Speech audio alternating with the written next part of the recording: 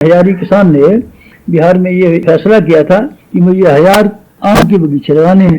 बस घर से निकल पड़ा, जमीन पे ही सोऊंगा, नंगे पैर रहूंगा। बस इस गांव में गया, भाई नंगे पैर मुझे रहना है, इस गांव में एक आम का बगीचा जरूर लगाना है।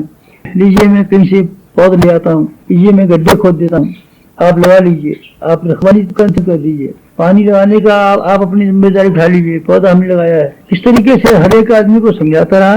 तो उसकी बात लोगों ने मान ली। क्या मान ली? वो संकल्प बांध था। संकल्प बांध नहीं होता था, ऐसे ही व्याख्यान करता फिरता, साहब हरे पेड़ लगाइए, हरियाली उगाइए, हरे पेड़ लगाइए, हरियाली उगाइए। तब फिर कोई लगाता क्या?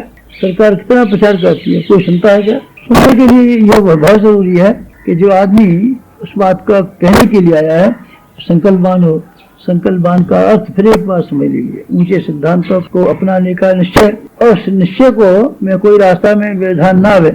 इसलिए थोड़े थोड़े समय के लिए ऐसे अनुशासन, जिससे कि स्मरण बना रहे, मनोबल बढ़ता रहे, मनोबल गिरने न पाए, संकल्प की याद करके आदमी अपने गौरव गरिमा को बनाए रह पाए। इसीलिए आपको वृक्षशील होना जरूरी है। वृक्षशील आप कीजिए। पीले कपड़े पहनाने का आपको कहा गया है, ये वृक्षशील होने की निशानी है। दूसरे लोग पीले कपड़े नहीं पहनते, आपको पहननी चाहिए। इसका मतलब यह है कि आपको आप दुनिया का कोई दबाव आपके ऊपर नहीं, और दुनिया की नकल करने में और अनुकरण करने में आपको कोई मजा नहीं है। ये क्या है? ये वृक्षशील की निशानी है। इसी तरीके से यहाँ जो आप इस शिविर में रह रहे हैं, तो आपको खान पान के लिए दबाया गया है, और ये कहा गया है केवल अमृतासन ही भोजन किया कीजिए, केवल दाल दलिया खिचड़ी पे रहा कीजिए, तरह तरह के व्यंजन और तरह तरह के स्वादिष्ट भोजन के पर मन मत चला कीजिए। इससे क्या होगा?